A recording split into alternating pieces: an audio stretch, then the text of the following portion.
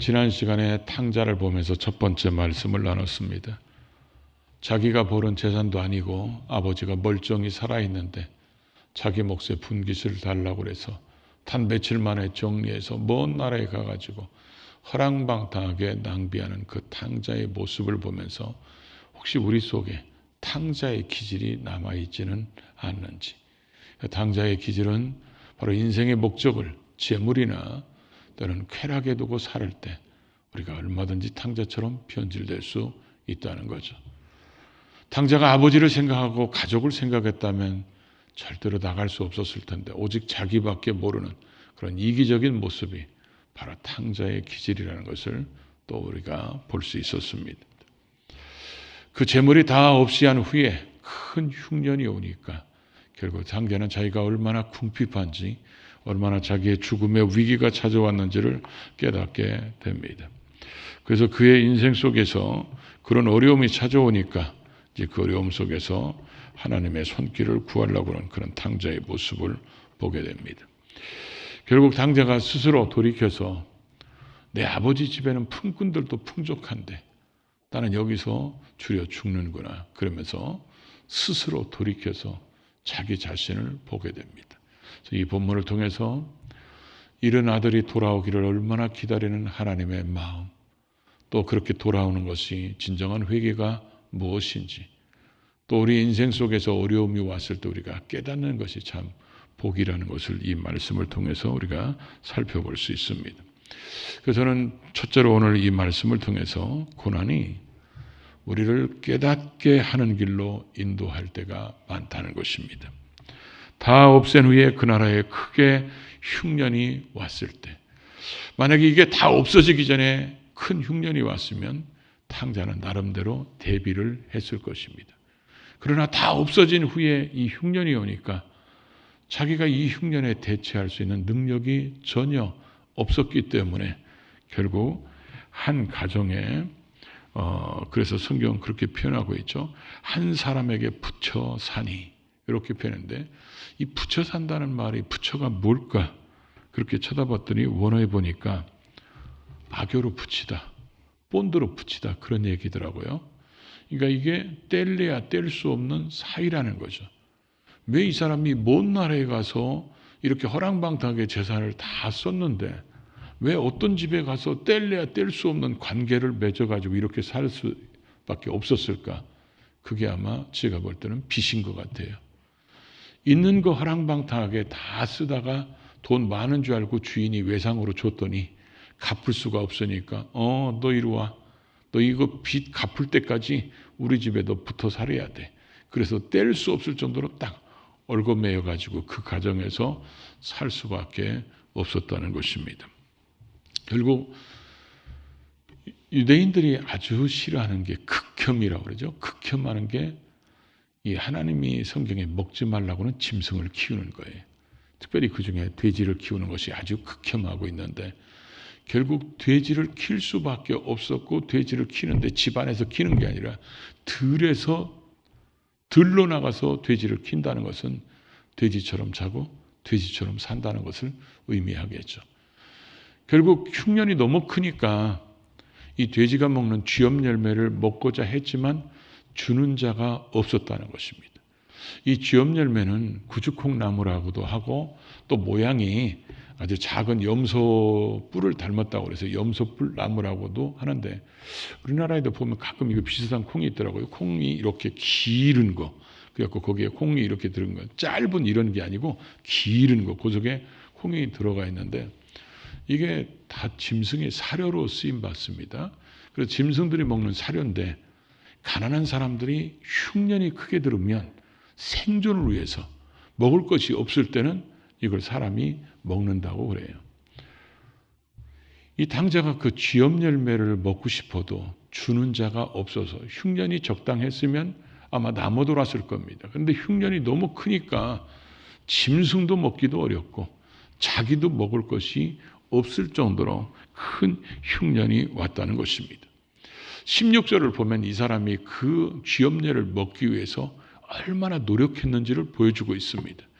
그 주엽 열매라도 내가 먹어야 살으니까 이것을 먹기 위해서 얼마나 갈망하고 사모하고 그걸 기대했는지 굉장히 마치 노력한 것처럼 이렇게 보여주는 어투로 쓰여져 있는 것을 보게 됩니다. 그러나 그의 사정을 알아주는 사람은 아무도 없었습니다. 결국 그가 생각한 것이 내가 이 굶주림에서 죽지 않고 살아남을 수 있는 유일한 길은 아버지한테 돌아가는 길밖에 없다는 것을 스스로 깨닫기 시작합니다. 그래서 유대인들은 가끔 이런 얘기를 한다고 그래요. 교만하고 하나님과 멀어지는 그런 삶을 살으면 이렇게 표현한대요. 네가 쥐염 열매 좀 먹어봐야 네가 회개하고 돌아오지. 이런 표현들을 한다고 그럽니다. 그만큼 인생에 쓴물을 먹을 때 많은 사람들이 깨닫게 된다는 거죠. 이 탕자가 그렇게 자기 힘으로 어떤 능력으로 뭔가 해볼 수 없는 상황을 성경은 표현하기 위해서 다 없이 한 후에 크게 흉년이 오니까 자기가 뭔가를 해볼 수 있는 상황이 안 되니까 그때 굶어 죽게 되는 그런 위기 속에서 그때 깨닫게 됩니다. 그래서 내가 얼마나 어리석게 살았는지, 내가 얼마나 잘못된 길로 왔는지, 내가 얼마나 죄악 속에 있는지를 그때서 깨닫게 되는데 고난은 많은 것들을 우리에게 깨닫게 합니다. 시편 119편에 보면 시편 기자가 이렇게 고백을 합니다. 고난당한 것이 내게 유익이라. 아니 우리가 생각할 때는 뭐가 고난당한 게 유익이겠어요. 근데 이 사람은 고난당한 것 때문에 내가 깨달은 게 있다는 거예요. 고난당하기 전에는 내가 어긋나는 길로 갔다는 것입니다. 내가 원하는 길로 갔다는 거예요. 말씀과 벗어난 길로 갔다는 거예요. 그래서 왜 말씀과 벗어난 길을 갔느냐? 그때만 해도 내가 가장 이 땅에서 인생을 행복하게 만들어 놓은 것이 천천금은인 줄 알았는데 말씀에 벗어나서 살다 보니까 그게 허황된 인생이고 낭비된 인생인 걸 깨닫고 고난 때문에 그걸 깨닫고 자기가 이제 깨달은 게 있다는 거예요. 천천금은보다는 하나님의 입에서 나오는 말씀이 우리 인생을 얼마나 복되게 만드는가를 고난을 통해서 저희가 깨달았다고 고백하고 있습니다. 탕자도 흉년이 안 왔으면 깨닫지 못하고 계속 허랑방탕하게 살았을지도 모릅니다. 만약에 탕자가 아버지 집에 있었다면 자기가 아버지의 그 사랑만 누리면서 먹을 걱정 없이 입을 걱정 없이 자기가 잠자는 거 걱정 없이 살아간다는 이게 얼마나 큰 은혜고 얼마나 큰 복이 있는지를 탕자는 몰랐을 수도 있다는 것입니다. 우리가 하나님께서 우리가 고난 속에서 깨닫게 하는 게 이게 큰 은혜입니다. 하나님의 은혜를 깨달으면 하나님께 감사하는 자가 되고 부모의 은혜를 깨달으면 부모에게 효도하는 자가 되고 선생님의 은혜를 깨달으면 선생님을 존경하는 자가 될 수 있다는 거죠. 우리는 살아가면서 요즘에 많이 부르는 복음성가가 있어. 누려봤던 모든 것들이 또 지나왔던 모든 시간이 걸어왔던 모든 순간순간이 당연한 줄 알았는데 그게 당연한 게 아니고 모두 다 주님의 은혜였다는 것이죠. 우리가 사람들이 건강한 것이 얼마나 감사한지를 모르고 언제 건강이 소중한 걸 깨달았냐면 병들었을 때. 병들었을 때 그때 가면 내가 건강했을 때 정말 감사하지 못했구나. 내가 건강할 때 정말 이런 일을 못했구나. 이런 생각이 듭니다. 어떤 때로는 우리에게 재물이란 큰 흉년이 오면 내가 있었을 때 이런 거 가지고 어리석게 살았구나. 사실 우리는 코로나가 오니까 많은 사람들이 그동안은 우리가 예배드리는 것이 자유롭게 예배드리고 교회 안에서 자유롭게 교제하고 이런 것들이 얼마나 큰 행복이고 은혜였는가를 잃어버리고 살았는데 코로나 때문에 그런 걸 깨닫게 된다는 거죠. 우리가 인생 관계 속에서 살다 보면 상처를 받을 때가 있습니다. 상처를 받은 것 때문에 많이 아파하지만 사실은 그 상처 없이 살았던 기간이 얼마나 행복했나를 잘 모르고 살다가 상처를 받게 되면 그것 때문에 굉장히 힘들어하는 그런 모습들을 보게 되죠. 이런 고난이 우리를 하나님 앞에 돌아오게 만든다는 것입니다. 그래서 탕자 자신이 얼마나 자신이 비참한지 자신을 돌아보게 되는 그런 계기가 바로 이때 일어났다는 거예요. 내가 있어야 할 자리, 내가 머물러야 할 자리, 내가 돌아가야 할 자리가 어디인지 그것을 이제 깨닫게 됐다는 거죠. 그래서 돌아오게 돼서 돌탕이라고 그럽니다. 돌아온 탕자라는 거죠. 이렇게 탕자했다가 돌아온 사람들은 이 말씀의 은혜가 뭔지를 압니다. 이 탕자는 자기가 스스로 돌이킬 수 있었던 것은 깨달음이 왔기 때문에 그런 거예요. 우리가 인생이 하나님 앞에서 우리의 부족함과 허물과 제된 모습들이라는 것을 하나님 앞에서 깨닫게 하는 게 이게 큰 은혜입니다. 똑같은 것을 보더라도 이걸 깨달으면 은혜고 깨닫지 못하면 시기 질투가 생기는 것입니다. 이 탕자가 자기가 깨달을 때 어떤 생각을 합니까? 자기가 지금 한 집에 품꾼으로 지금 붙여 살 수밖에 없는 그런 처지가 됐는데 그때 이 탕자가 뭔 생각을 합니까? 우리 아버지 집에는 품꾼들이 어떻게 사나? 비교해 보게 됩니다. 그랬더니 자기는 여기서 극혐인 돼지를 키워야 되고 돼지가 먹는 것조차도 먹으려고 해도 먹을 수가 없는 그런 굶주려 죽게 생기는 그런 위기 속에 있을 때 자기 아버지 집에 있는 품꾼들은 양식이, 여기서 양식은 빵을 얘기하는 거예요.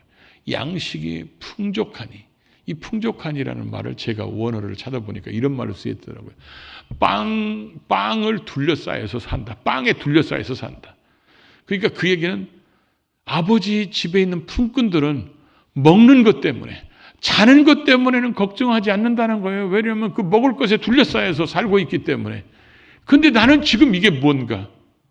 그래서 이런 상황 속에서 비교의식을 통해서 자기 자신이 얼마나 지금 어리석은 삶을 살아왔는지 자기 자신을 깨닫게 됐다는 거예요. 이럴 때 하나님의 은혜가 임하지 않으면 사람들이 어떤 생각이 드냐면 나는 굶어 죽는데 그 자식들은 좋겠네. 처먹을 거 잔뜩 있어가지고 이렇게 시기 질투합니다. 그러니까 회개가 하지 않고 변화가 일어나지 않는 거예요. 우리의 고난 속에서 하나님의 은혜를 깨닫게 하는 게 이게 복입니다. 우리가 인생 살아가면서 고난은 우리로 하여금 하나님 앞에서 돌아오게 만들고 고난은 우리로 하여금 하나님의 음성을 듣게 만들고 고난은 우리로 하여금 얼마나 우리가 잘못된 자리로 가고 있는지를 알게 해서 내가 있어야 할 자리를 돌아오도록 이렇게 만들어 주시는데 죄인들이 하나님을 떠난 삶이 얼마나 비참한 모습인가를 이 탕자를 통해서 우리에게 보여주고 있다는 것입니다. 그래서 저는 두 번째로 이런 소제목을 붙였어요. 자기 자리로 돌아오는 것이 이게 진짜 복이라는 것입니다. 이에 스스로 돌이켜 이르되 내 아버지에게는 양식이 풍족한 품꾼이 얼마나 많은지 나는 여기서 주려 죽는구나. 내가 일어나 아버지께 가서 이렇게 표현하고 있습니다. 집 떠나면 뭐 한다고요? 개고생이라고 합니다. 표준어더라고요. 이게 보니까 탕자가 그렇습니다. 집 떠나서 개고생이 했잖아요. 인생은 하나님을 떠나면 그렇게 살게 된다는 것입니다. 저도 이렇게 하나님을 떠났다가 다시 돌아올 때 이렇게 생각해 보면 이게 스스로 돌이키는 이게 얼마나 큰 은혜인가를 깨닫게 된다는 거죠. 제가 이렇게 날마다 그렇게 6년 반 동안 떠나 있을 때 집에 오면 어머니는 새벽 2시 오든 3시 오든 그때까지 제 방에서 울면서 기도하고 계신 거예요. 그러면 그거는 어머니 일이고 나는 이제 술 먹는 건 내 일이니까 먹고 들어와서 그냥 잡니다. 뭐 어머니가 기도하는지 말든지 나하고는 아무 상관없어요. 그래서 제가 누워있으면 어머니는 저에다가 기도해주고 새벽 기도를 가십니다. 그때는 그게 얼마나 큰 부모의 은혜인지 뭘 압니까? 아무것도 모르지. 그러다가 한 번은 제가 이제 깨지는 날 그날 새벽에 돌아오니까 어머니가 막 울면서 기도하는데 그 어머니가 울면서 기도하는 그 한마디 한마디가 우리가 성경적인 표현을 쓴다면 말씀이 십년골수를 찔러 쪼개는 것처럼 그 기도 한마디 한마디가 제 가슴을 후벼파는 것처럼 아픔으로 다가오게 되고 그래서 그런 그 말씀이 계속 기도의 내용들이 막 한마디 한마디가 제 가슴에 꽂히니까 제가 이런 생각이 들었어요. 내가 지금 왜 이렇게 살지? 내가 지금 뭐 하는 거야, 이게? 지금 어머니가 지금 저렇게 주무시지도 못하고 자식 때문에 울면서 이 새벽까지 기도하게 하고 내가 효도를 못할 망정 이게 뭐 하는 짓인가? 저는 한 번도 그런 생각을 해본 적이 없어요. 6년 반 동안 살아가면서. 그러고 나서 그때 제가 처음으로 하나님 앞에 진실하게 기도했던 내용이 그거잖아요. 주님, 살아계시다면 저를 한 번만 붙잡아 주시면 제가 이렇게 살고 싶지 않습니다. 저도 이렇게 살고 싶지 않다는 것을 그때 깨달은 거예요. 이게 은혜라는 것을 나중에서 깨달았어요. 이게 얼마나 큰 은혜라는 것을. 이 탕자가 그걸 깨달은 것입니다. 깨달으니까 탕자가 18절에 보면 내가 일어나 아버지에게 가서 이 간다는 말이 뭐냐면 지금 가겠다는 거예요. 즉시로 가겠다는 거예요. 그래서 일어났다는 말이 원어에 보니까 살아나다 그런 얘기입니다. 그가 있어야 할 자리를 어딘지 그걸 깨닫고 그의 신앙이 다시 아버지에 대한 그 마음이 살아나기 시작하니까 내가 돌아가야 되겠다.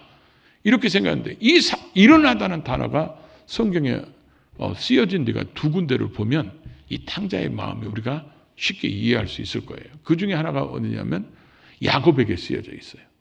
야곱이 자기 삼촌 집에서 와가지고 자기 형이 자기를 죽이러 온다고 그랬을 때 그 짐승들 앞에 선물 놓고 그 다음에 가족들 놓고 자기는 야복강에 건너지도 않고 거기서 기도할 때 하나님 만나서 야곱이 이스라엘로 바뀌게 됩니다.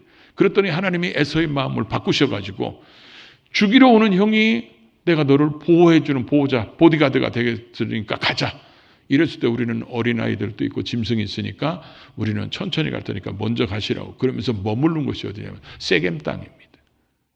야곱은 세겜 땅에서 살 사람이 아니에요. 자기가 하나님을 만났던 처음에 하나님을 만나서 누스라했던 그곳에서 하나님을 만나고 여기가 하나님이 계신 하나님의 집이니까 그러면서 약속했던 베델로 올라가야 되는데 그래가지고 거기서 딸이 디나가 강간당한 사건 때문에 우리 며느리로 달라 아내로 달라고 그러니까 우리는 할례받지 않는 사람과 혼인할 수 없다는 것 때문에 세겜성 사람들이 할례받았을 때 남자들이 할례받았을 때 오빠들이 가서 잔인하게 죽이죠. 이것 때문에 야곱의 가문이 멸절되게 생겼으니까 야곱이 기도했을 때 하나님이 일어나서 베델로 올라가라. 그랬을 때 일어나라는 단어가 거기 쓰여졌다는 거예요. 네가 있어야 할 자리가 여기가 아니야. 네가 있어야 할 자리는 세겜이 아니라 베들레로 가야 돼. 거기서 네가 만난 하나님을 거기서 섬기야지. 왜 죄악의 성 세겜에 머물러 있냐. 이 단어가 또 어디서 쓰였냐면요. 나오미 일가가 흉년 때문에 베들레헴을 떠났다가 남편 죽고 자식 둘 죽고 그러고 나서 거기서 살다가 베들레헴에서 흉년이 왔다는 소식을 듣고 하나님이 나한테 돌아오라고 그러시는가 보다. 이렇게 깨닫고 나오미가 돌아가려고 일어섰을 때를 이 단어를 썼다는 거예요. 그가 나오미가 있어야 될 자리는 모압 땅이 아니에요. 베들레헴으로 와야지. 지금 탕자가 있어야 할 곳은 자기 집이고 아버지의 품이에요. 하나님 품인데 지금 탕자가 허랑방탕하게 살아서 돼지를 키우면서 거기 있어야 할 자리가 아니라는 거예요. 그래서 그걸 하나님이 깨닫게 하신 은혜를 베풀어 주셔서 자기 집에 돌아왔다는 것입니다. 돌아온 것이 이게 자기가 있어야 할 자리로 왔다는 이 자체가 우리 인생들에게 큰 복이라는 거예요. 그래서 내가 하늘과 아버지께 죄를 지었사오니 이 말의 의미가 뭐예요? 내가 마땅히 가야 할 길을 가지 않고 엉뚱한 길로 벗어난 길로 가다가 죄를 져서 이제 다시 아버지 앞에 돌아왔으니 회개했다는 것입니다. 하나님께 죄인이 돌아오는 것이 가장 복 있는 것입니다. 그래서 우리는 저와 여러분은 복 있는 사람이에요. 왜냐하면 죄인인 걸 알고 주님 앞에 돌아왔기 때문에 그렇다는 거죠. 세 번째로 이런 집 나간 자식, 아버지를 버리고 아버지가 벌었던 재산을 가지고 허랑방탕하게 탕진한 이 자식을 집 나간 이후로 문 앞에서 기다리는 아비의 마음과 하나님의 마음을 우리에게 보여주고 있다는 것입니다. 아버지가 싫다고 떠났어요. 집이 싫다고 떠났어요. 허랑방탕하는 것이 좋다고 떠난 자식. 그런데 아버지는 기다리고 있다는 거죠. 보통 사람들 같으면 이렇게 생각해 볼 수도 있죠. 자식이 거지가 돼서 돌아왔어요. 그러면 아버지가 문을 잠가버리는 거예요. 네 몫은 다 줬다. 네 몫은 다 줬으니까 자식이 아무리 바깥에서 불러도 문도 안 열어줄 수도 있잖아요. 근데 아버지는 그런 자식을 문 앞에서 기다리고 있었다는 것입니다. 그래서 멀리서 지금 한 사람이 오는데 보니까 우리 자식이야. 그러니까 이 아버지가 측은하게 여겨서, 왜 그러겠어요? 지금 금이 환향이 아니잖아요. 돈을 벌어가지고 어떤 명예를, 큰 명예를 얻어가지고 금이 환향하는 게 아니라 거지가 돼가지고 지금 그런 모습을 보니까 다른 사람은 몰라봐도 아버지는 그 자식의 모습을 알아봤다는 거죠. 그래서 측은하게 여겼다는 말이 애끓다. 어떤 사건을 보고 막 속에 있는 내장들이 다 흔들릴 정도로 가슴 아프게 여기는 이런 사건을, 모습을 측은하게 여기다고 이렇게 쓰였는데, 측은하게 여겨가지고 아버지가 달려갔다고 그랬는데, 유대인들의 관습 중에 하나가 나이 들수록 절대로 달려다니지 않는데요. 그건 예법에 어긋나는 거예요. 아무리 좋은 일이 있어도, 아무리 급한 일이 있어도 절대로 달려가지 않아야 맞대요. 근데 여기에 지금 이 아버지는 얼마나 기쁜지, 얼마나 기다렸는지, 자식이 오니까 뭐요?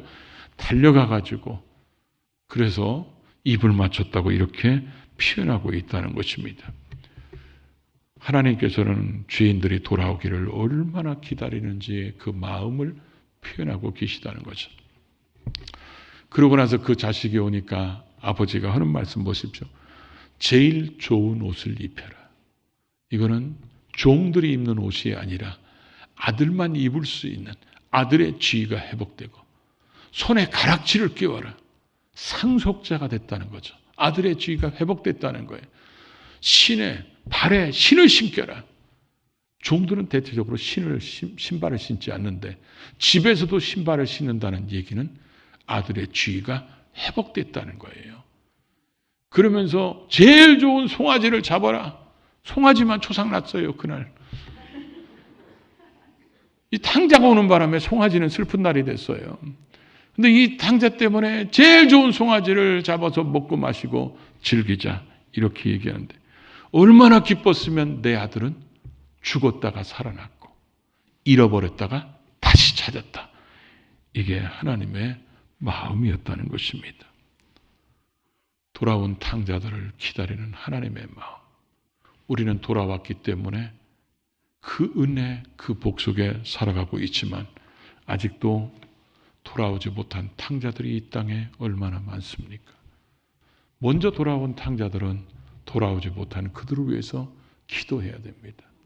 그들도 하나님의 은혜를 깨닫고 돌아와서 함께 하나님의 복을 누릴 수 있게 해달라고. 이 본문을 보면서 빠진 게 하나 있어요. 그게 뭐냐면 꾸짖는 장면이 없다는 것입니다. 너는 그 돈을 어디다 썼느냐? 왜 낭비했느냐? 왜 인생을 그렇게 낭비하느냐? 이렇게 꾸짖는 모습이 없다는 거예요. 하나님께서는 회개하고 돌아오는 자식들에게 과거를 묻지 않는다는 것입니다.